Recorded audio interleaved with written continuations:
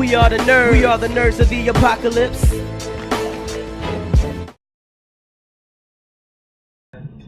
Hi everyone. My name is Tommy Faircloth. I am a filmmaker. I live here in Columbia, and I'm not a public speaker. I'm hosting this panel for Jason because we work together. But I met Jason on film. I did Public Cabin, and we worked on 2 other films since then. So he does have ties in South Carolina, and they thought it'd be really cool to start off by letting everyone know. Maybe start with your school. Yeah. And how you got into acting. So I started in the Carolinas, actually in high school, back in, '89. We had a drama club at Lancaster High School in South Carolina, and I was, as first year I think they ever had a drama club, I joined it and got cast to lead in one of the plays, and I was about to do the play, but I was also the yearbook photographer, and so my advisor pressured me into dropping out of the play to do my duties as a yearbook photographer. So I didn't know it was a big cardinal sin at the time to drop out of the play, especially in the lead, but I did it, and I felt horrible about it. And that was sort of my short-lived acting life at that point in time. So then I went to Savannah College of Art and Design as a photography major. And about 2.5 years into it, I just started getting this weird acting bug itch thing, and I don't even know what sort of spawned it. It was something in between taking a video class, because there was no film classes at the time, a video class where we got to act in each other's videos, and so they were silly and pointless, but we did almost an exercise in class. And it was fun, but then I directed, for my art history class, we had an assignment where we had to do something from the art period, and we could do whatever we wanted to, as long as it tied into the art period, where I did a Bacchanalian ritual, Dionysus Bacchanalian ritual, and I recreated it. I grabbed people from the class and I cast them in it, and they went along with my lunacy, and I just narrated what they were doing, and it was great. Everyone loved it, the teacher loved it. I got an A+, and it got me hooked on acting again. So I turned to my parents at the time and said, well, I think I want to do this acting thing. And they were going, oh good, because we didn't know what we were going to do with that photography thing. That was just nonsense. So going to acting, which, now looking back at it, it's kind of funny, because I'm like, that makes absolutely more, insanity, less sense than being a photographer. So I got into that thing, and I went to my brother's school. He was going to Coastal Carolina, up in Conway, which is Myrtle Beach, and I went there for the 4-year undergrad degree. And most of my credits didn't transfer because it was an art school, so I basically had to start from the beginning again. But I got lots of stage time and did a ton of plays, had the best time of my life. And toward the end, one of my teachers had an agent. So even 25 years ago in the Southeast, they were doing a lot of big films, TV things. Chester, which they just talked about in the Outcast room, they shot several things in Chester over the last 40 years. Chiefs was I think a TV series that was shot there back in the 70s or early 80s. I worked on a film there back in my last year, 93, 94. They shot a TV movie there called The Price of Heaven. It had Cicely Tyson, Fran Show, George Wendt, Shears, Lori Loughlin, who was from Full House, who's now on the new 90210 show. So they were doing big things in the Southeast for a long time. They did Forrest Gump, they did, just every major movie over time, you can pretty much name it, was shot somewhere in the Carolinas. The Patriot, Mel Gibson, a few other movies. So I started doing some TV and film acting, and had no idea what I was getting into or if it would really lead to anything, but I started getting cast in things. I booked an Unsolved Mystery episode, I booked that movie of the week, and then I booked a bunch of commercials and industrial things, because that was kind of big in the Southeast at the time. And then I got into grad school at University of North Carolina in Chapel Hill, went there for 3 years, got my master's degree, continued to act. Spinning auditions for Dawson's Creek, One Tree Hill, and all the TV things that they were doing at the time. And then I had an opportunity to go to New York. So knowing that the Southeast was somewhat limited at the time, and against the casting director's advice, the Cans, who were some of the biggest casting directors in the Southeast, have won 2 Emmys, they said, don't leave the Southeast. Don't go. Stay here. Let us hook you up. Let's get you some parts. But I said, no, I was young. I'm like, now I'm going to go to New York. Try the big out. So I did. I went to New York. Got there around 99. And I stayed there through 9/11, through the blackout in 2003, through the Wall Street crash in 2008. And I immersed myself into as much of it that I could. I did the off-Broadway plays that led to my regional theater plays that took me around the country a couple of times on tours. That brought me back to New York to doing off-Broadway, a couple off-Broadway theaters. And then I got sick of doing theater, so I'm just going to be a film and TV actor. Hey, this is going to be great. So I started doing independent film after independent film after independent film. And after about 30 or 40 later, I realized I'm not making any money up here in New York. This is kind of frustrating. And I did a couple TV things. I was on the soaps off and on for several years, but nothing big. And I felt like I was on a treadmill going nowhere. And I said to myself, I bet if I went back to the Southeast, I could be a working actor again. Because I was a working actor 25 years ago or 20 years ago. And then some family stuff came up and I had a reason to go back. So I did. Came back to the Southeast in 2011, not knowing what was going to happen. Because I was kind of over New York, as we talked about. It's frustrating. It's a tough place to exist because it's financially repressing. You have to make a lot of money to survive there. So I spent 7 days a week working just to pay my bills, which left me no time to be an artist. And I did a lot of low-paying free stuff. So when I did give away time, I was waiting tables either during the day or at night to do another project on the side, whether it was a play at night or a film thing during the day. But you give up a lot of time and money to do that. And you realize you have no savings, you have no car, you have no house. And it's just what I really expected my career to be after all these years. So flash forward, come to the Southeast. Literally the minute I hit the grounds here, within less than a month, I booked my first feature film here in the lead role. Now, granted, it was the Asylum, who does movies like Sharknado, and our movie was Abraham Lincoln vs. Zombies. So they do these ridiculous sci-fi horror things at very low cost, and they get them on the internet or they get them on Sci-Fi Channel or whatever. And it usually comes out a week or two before the actual movie does because it's making fun of the movie most of the time. It's a mock, they call it a mockbuster. So they steal the audience space of those movies and they make a ton of money and then people think they're going to see the actual movie. And anyway, long story short. But that one, Abraham Lincoln vs. Zombies, that was in 2012. What was the movie? It was Abraham Lincoln Vampire Hunter. Which was the big film. Which was the big film, well, not so big film. Well, they thought it was going to be a big film and it kind of flopped. So then the fan base actually started to like our film a little bit better. Come on in, Dixie. Or run away and yell.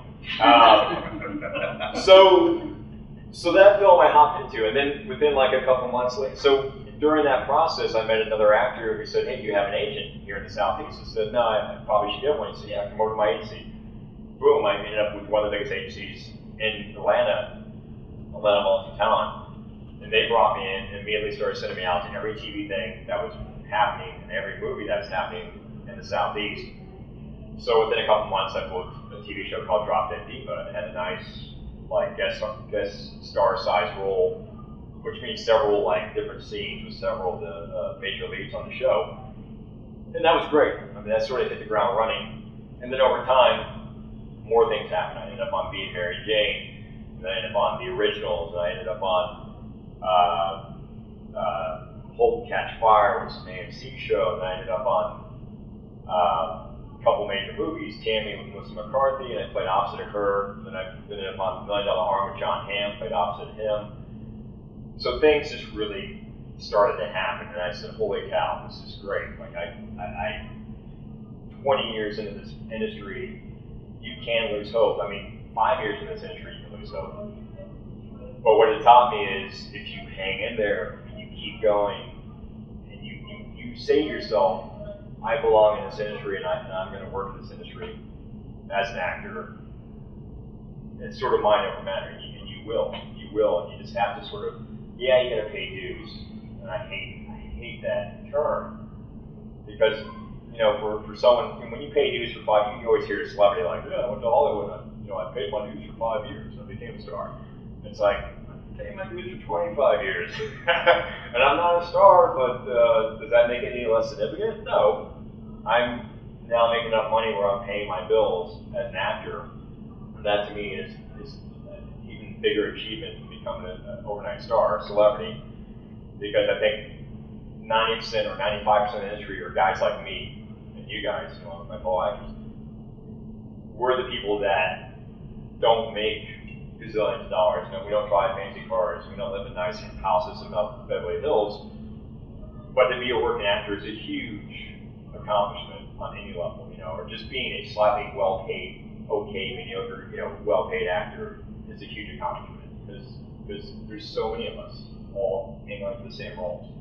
And that's, I don't know, that's the goal. So, in my book, I don't know, other actors may want to just be famous, which is fine. I hear too many horror stories about being famous, and it scares me a little bit. I don't want to be that guy.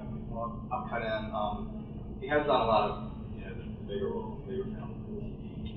And actually, where we met, actually we have a better story about where we really met, but I was getting ready to cast my film, The Cabin, and I go through casting services, you know, because I just want to try to find the perfect, you know, set of people for this.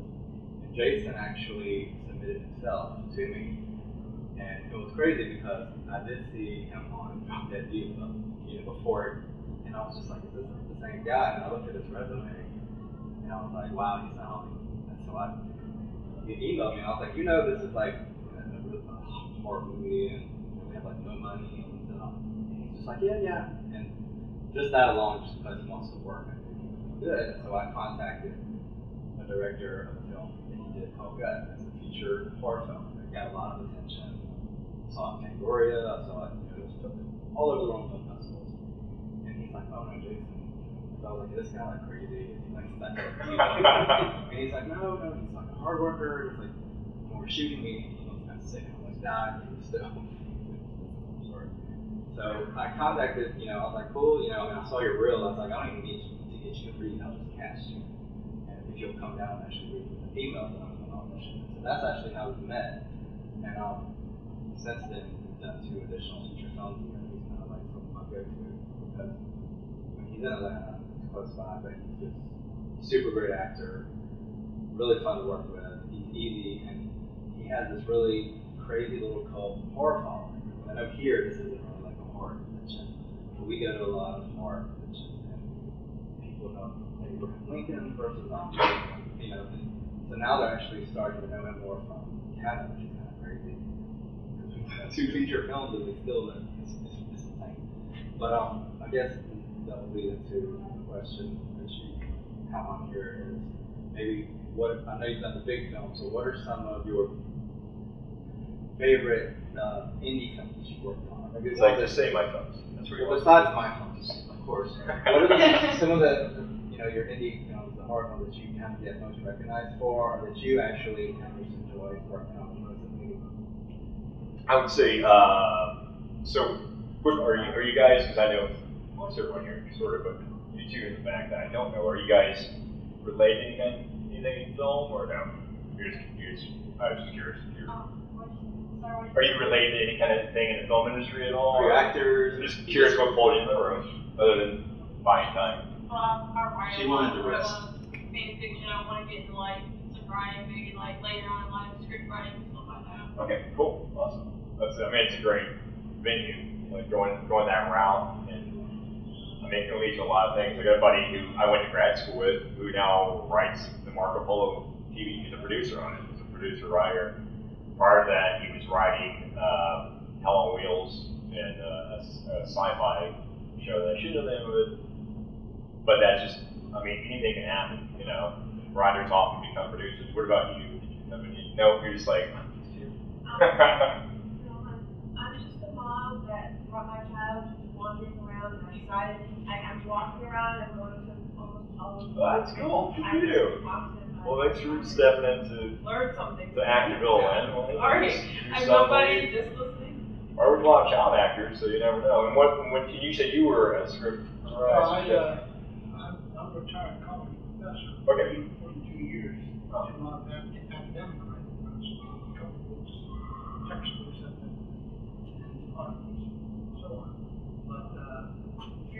ago, I was working with a independent filmmaker originally from Iran. Family fled to Germany when the Shah took over. He was raised in Germany, went to school there, became part of the German film industry. Okay. And decided he wanted to come to America. Just came here and looked up he had an office in New York, but he was doing commercial films and advertising and that type of thing to earn money because he really wanted to make films, and he did make a number of independent, what he called art films. And when I met him, he had one that was doing the circuit in Italy, the art theaters, and he was in the process of working on one to put in Cannes, which he did put in Cannes that year. He was able to finish it. We met by accident, kind of, and I was helping him stop locations here in town. He was looking for an actress and an actor. No, not so much an actor, but an actress. And he had a church lined up, big cathedral down in Charleston. But when they decided to charge too much money for it, he got it cheaper. Yep, there you go. Church in Chicago. And so he moved to Cotton Fish, the thing in Chicago. So I lost touch with him about a year. And then he got back in touch with me, and he had 15 pages of film script. Somebody understood he didn't like where it was going. Since I had taught some film courses, never read the script. He asked me if I would try it. Okay, if you want it, I'll try it. And I wrote it. And there you go. Studied for a while. I should know what you want. Out in, he studied under Scorsese in New York. He had, I guess, in Tribeca, wherever Scorsese set up that film. Yep. So he knew a lot of people in the industry. And he started cutting the script, about 40 pages I had written, and he finally got $20 million, he told me at the end, committed for pre-post production. And he was in Washington scouting locations. It was a terrible accident. He was in the hospital for several months. He had to rehab, finally had to go back to Germany, closed his office in Atlanta, closed his office in Wilmington, just go. And last I heard, he was still wanting to get back here, but that film is in limbo because the director won't be made unless he makes it. Yeah, that's pretty typical of the So industry. being the screenwriter for that, that was my post-retirement career shot to go on. But you never know. I mean, it's a good experience. I mean, I find, and we'll talk. I'm sorry, I'll get back to the question. But I find with things like that, that's part of the business. I've seen so many productions. You know, I've heard of, we've got, you know, I was slated to be in a film that was going to be shot in Atlanta, and I stayed on the IMDb for it. I think I put it on there in 2012, and it stayed on there IMDb until 2016 in pre-production because they were supposedly waiting for all this money that was helping banks in China and all this stuff, and then the film never happened. But that's par for the course. I mean, it's any film in a nutshell. Like, you just never know what's going to happen, and it's hard. It's hard to get a film off the ground, start to finish. Tommy can tell you that. The more money that's involved, the more problems, the harder it gets. So go back to Tom's question. So obviously Abraham Lincoln versus Zombies was, as much as I cringe sometimes when I sit there, that's where this is one of my first films here that I did. It was shot in like 14 days. It was a feature film shot in 14 days in Savannah, and I was literally cast overnight, so I had very little time to prepare. So I always look back at that as a lesson. Like, sometimes you get thrown into things, and you just have to make the best of what to do. We lost half our budget. Speaking of that, the second day of shooting, we went from $300,000 to $150,000. We're talking a cast of hundreds of people, of actors, and special effects. It's a zombie film. We have one makeup artist for 100 zombies. You know, it was crazy. It was like crazy land. And the fact that it got made is a miracle. And the fact that it did actually pretty decent, considering how much little money they put into it. It had a pretty huge following, and it did quite well across like international markets and here at home. So I didn't per se like working on that film too much because of the chaos, but the end results made me go, you know what? Just because the situation was not the best situation as an actor doesn't mean that at the end of the day that it might not turn into a good thing for your career. Because I remember my IMDb, not a big deal, but there's a point system on IMDb that rates you. You know, whoever's the most famous actor on earth is rated 1, and then whoever's not so famous is rated like 600 million. But my IMDb score went from like, you know, unknown dude at 80,000 or 90,000 to literally like, I think I got down to like 4,000 or 3,009, which is crazy. It's unheard of. And I was like, what? From this crummy little horror film, you know, that I thought no one knew about, but it leaked onto the internet, and people overseas, it got downloaded 40,000 times like overnight. And so things like that, weird enough, can help your career as an actor. Tommy came along at a great moment because I had just come off that film and Gut, which we talked about, which won the New York Horror Film Festival, which is a pretty huge festival for horror. And I had no intention of doing horror films. Like, it wasn't something that I had plotted. I just had done a couple in the past, and those led to more because people see horror things on your resume and they go, oh, you did a horror film, so you probably would like to do more. And I'm like, I just want to work as an actor. Didn't really think much about it. But then as you start doing them, horror filmmakers sort of figure out who you are, and they want to reach out to you and ask you to be a part of their productions. And it's hard for me to say no. I usually don't. And then Tommy came along. What was cool about Tommy, which made his stuff stand out to me, is he researched me, and I wasn't like a known actor, but he went and talked to my previous director and asked all these questions about me, and I was kind of blown away by that. And I thought that was really cool because a lot of times you go into auditions, especially for bigger things, they don't care who you are. They don't know who you are. They're just judging you. Literally, they're just judging you on your audition. They don't even look at your resume half the time. You just walk in the door, and they watch and they go, oh yeah, I like him, or nah, I don't like him, and that's about it. It's not until you get further down the line to being seriously cast that they actually finally pick up your resume or look at your acting reel, your footage, and take an interest in you in a bigger way. Well, he took an interest in me from the get-go, and I was kind of like, that's pretty huge, that he did that. And then just cast me without even auditioning, which I thought was also pretty amazing, because that's rare too, even on a very indie level. And met him, and I just felt this vibe between him and Robbie, which is his producer partner. I was like, man, these guys are cool. They're so laid back. They're so cool to work with. And they let me help out the casting process and be a part of it. And then next thing you know, we're going up to the mountains for 2 days, 3 days shooting a film. And beginning to end, it was just a fun time. I said, man, this is what it's about as an actor. It's just working with people that you have the mutual interest and mutual respect. And we created something really pretty cool in such a short amount of time for very little money. I mean, he literally, my pay was like food. Like, I'll cook you some good food. I'm like, all right, it's fine. And we'll eat out a couple times. We'll be totally like home cooked stuff. I'm like, that's fine. And then this film, at an astronomical rate was basically shot in 2 days, edited within like, I think a week or two, and then in its first film festival within a week or two after that, and then won an award by the end of the month. It was nuts. And trust me, I've done a lot of independent films. I've done like 30 or 40 independent films. The average timeline for an independent film in the same situation usually takes about a year, and that's being generous, for it to get edited completely. And then it takes another year or two for it to get to a festival sometimes. And then you usually don't win awards. Winning awards is like the icing on the cake. So he accomplished all that in like a month, 2 months time, and it blew me away. I was like, holy, this guy's like Superman. What's going on here? So then a year or two later, he said, I'm going to do a feature film. Would you be interested in being a part of this? Of course. And I'm like, now I'm curious. I wonder if he's going to be able to pull off the same magic trick twice in a row with the timeline, and how he did the short. Now, obviously, it's a feature film, so we're talking it's 3 times as long, or 4 times as long, 5 times as long as the short. And sure enough, we shot the thing in like 7 or 8 days or some crazy amount of time.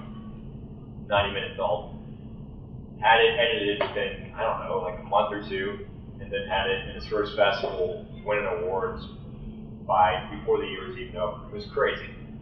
And that film went on, just like the first film, went on to win multiple awards. I won my first Best Actor award from his short, the first film. I mean, this is a guy who's been doing this for 20-something years. That shows you how hard it is, you know, to get to that place. And then boom, I won an award, my first Best Actor award ever in my career. I mean, it's a cool feeling. It's a cool feeling to know that you put in some time over all these years and decades, and then it starts to pay off. You hear stories about Morgan Freeman and other actors. They're like, it took me all these years to become a professional actor, and now he's famous and doing great. So you go, okay, it's not just a wives' tale in Hollywood that people that pay all these dues eventually start to work. I think it's if you believe in yourself and what you're doing, and you feel strongly and passionate about the career that you're in, you will attain success. It's just you gotta stick it out. And you might get there sooner. Just one other question. I assume I couldn't read it. I didn't read it in the promo material, but I assume you played Abe, right? I didn't actually. I played. Now I was too young to play Abe. No, I played John Wilkes Booth. And it was actually a really cleverly written script because the storyline was there's Fort Pulaski, which is actually a real fort in Savannah, and the storyline was that Fort Pulaski had been overrun by the Confederates. It was held by the Union Army. The Confederates took it back, but then they discovered that it had been overtaken by another force, and that would be the undead. So we were a special team of Secret Service agents that Lincoln brought down to find out what was going on in the fort, and John Wilkes Booth was disguised as one of them in the midst of the Union Army. So it was very clever in that sense. And then at the end of the movie, here's the not to get away. I mean, I'm sure you're going to run out tonight and get it. No. But the clever twist of the movie was at the end, Lincoln comes down with the disease. He gets bit by a zombie.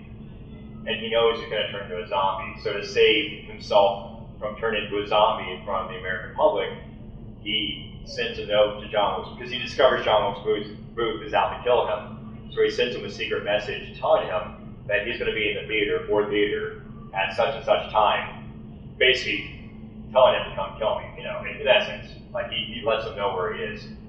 And he disguises it as insider information, but it actually came from Lincoln himself.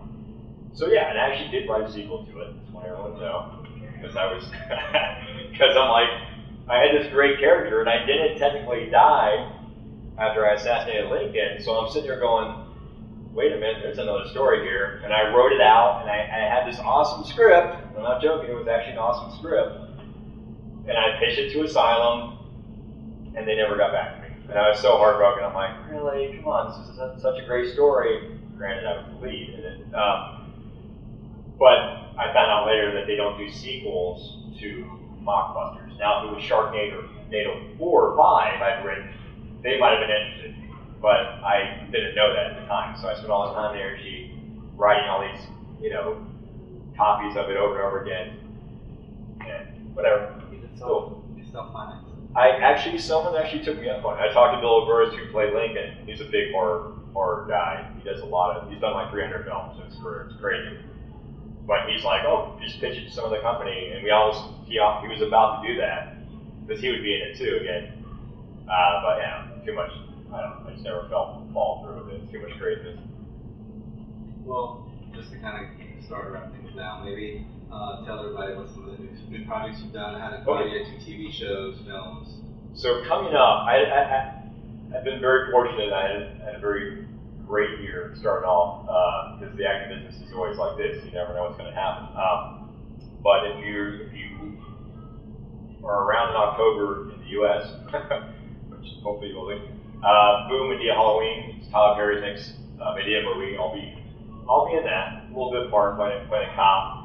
But that was one of my roles that came through this year, which is really exciting, because I had a story. Many years ago in New York City, I was a caterer, yay, trying to pay my bills, and I did a film premiere for Tyler Perry, one of his films, and I was assigned to Tyler Perry himself as his personal drink waiter guy. And I kept bringing up his drinks. He didn't drink alcohol, he just drank like 2-liter things of Mr. Pibb, Orange Crush, I think. And the whole time I'm waiting on him, he's really nice. The whole time I'm waiting on him, in the back of my mind, I said, I don't want to be his waiter, I want to be his actor. I really want to be his actor. And this goes to tell you where, your mind's a very powerful tool. So that's what was going through my mind at the time. I'm like, I don't want to just be his drink waiter, I want to be his actor. How am I going to make this happen? Well, then I moved to the Southeast, and guess what? Tyler Perry has set up Tyler Perry Studios, and is churning out TV show and film after film. And sure enough, I started getting auditions for him. And it took me 4 years auditioning for him over and over again, thinking, this guy has no clue who I am, he doesn't care. And then boom, I remember I booked Medea Halloween, I had auditioned for it, didn't hear anything, and I literally got a phone call at 11:30 p.m. at night saying, can you be on set tomorrow morning? I said, yeah, heck yeah, I will. Boom, ended up on set, shot it, met him for the first time, really nice guy. Wrote him a nice thing, talking about that little story. And then like a month later, I got another audition to come in for a TV show that happened to have nods for a police role. And as well as crazy, and this is the thing about being an actor, is when you think your worst possible situation, you've blown it all. I went into the audition and I forgot my headshot. And I was so upset. And I was just like, my headshot resume, which is our calling card, you always have to bring that. That's like rule number one when you go into an audition. And I was so upset by that. Like, how could I forget my headshot resume? This is so unprofessional. This is gonna look so bad because the casting director knows me. And I'm sitting there like thinking about that the whole time, not thinking about my audition, what I should be doing. And I looked up and I saw that the actors had a bunch of pages in their hand. Well, my script only had 1 page. So I'm like, why does everyone else have 3 or 4 pages in their hands and they're auditioning for the same role? So I looked down at the table and I realized, holy crap, I got the wrong script. They gave me the wrong sides. So now I'm like, oh my God, now I'm like totally freaking out. And then the casting assistant comes out and she goes, Jason, you're next. And I'm like, think quick. And I said, I think I had the wrong sides. And she's like, what? And I showed them to her and she's like, oh yeah, you do. I said, but I just looked at these sides and I said, I think I can get off the book. I can memorize these by the time you come back out. I didn't know if I could do that or not, but I sure as hell was going to try. So she's like, okay. So she goes back in. I quickly memorized 3 or 4 pages of these sides. She comes back out. She's like, you think you're ready? I said, yeah, I think so. Went in, totally like nailed it. It's the joke in the acting world. Nailed it. I totally nailed it. I had all the lines perfect, played what I wanted to do, and left. And she was like, yeah, that's pretty good. Yeah, not bad, And she left. I left thinking like, probably who knows. Boom, got the phone call. Hey, you've been cast. And that was a 5 recurring episode part, which is huge. That's like one of my biggest breakthroughs in the industry. Which goes to show you sometimes your worst situations can actually be your best situations, because I think she was so impressed with the fact that I memorized those lines so quickly that it gave her the confidence to cast me, because Tyler Perry is all about doing things quick. Like, he literally shoots 1 take, and that's all you get. And I'm used to on sets getting multiple takes from multiple angles, so you'll get, by the time your whole day's over, you've had 70 shots. Tyler Perry, I think that entire day, 5 episodes, I maybe shot 10 shots, 10 to a dozen shots for 5 episodes, because that's how fast he moves. But great experience. So that just goes to show you the contrast. Some things can happen and be horrible, and some things can happen and be amazing. You just never know. You just kind of have to just take what you get as an actor, and just hope that the next thing is even better. So that's coming out as well next year. I did a TV show called 6. It's going to be on the History Channel. It's a little 1 day apart. And it's on the History Channel. We don't know the dates. I'm assuming sometime between now and next year. Did a TV show called Killing Reagan, but I'm in that for a quick minute. You might not even see me in that. But about the actual Reagan assassination back in the 80s. And then Tommy's film, of course, Family Possessions, will be screening here in Columbia in October around Halloween. So look for that. And I'll be there. I'll be back for that. So love to see all you guys. That'd be awesome.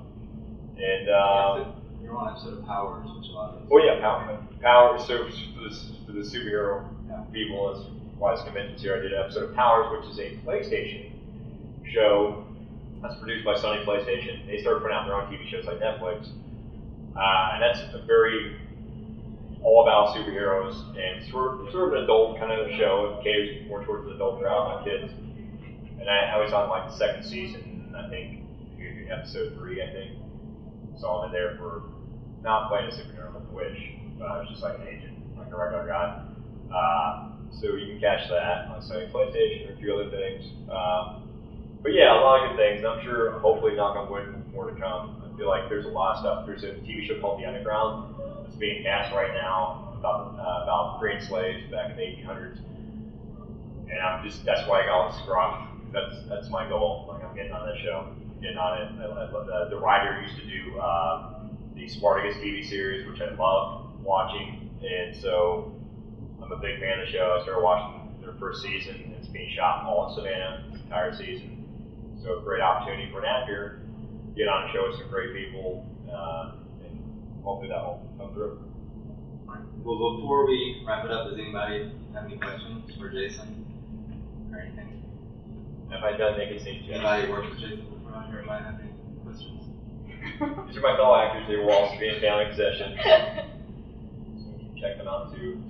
I think pretty much everyone in here has been by our booth. Oh yeah. So They all know. Or some flyers. Where's Family Possessions showing?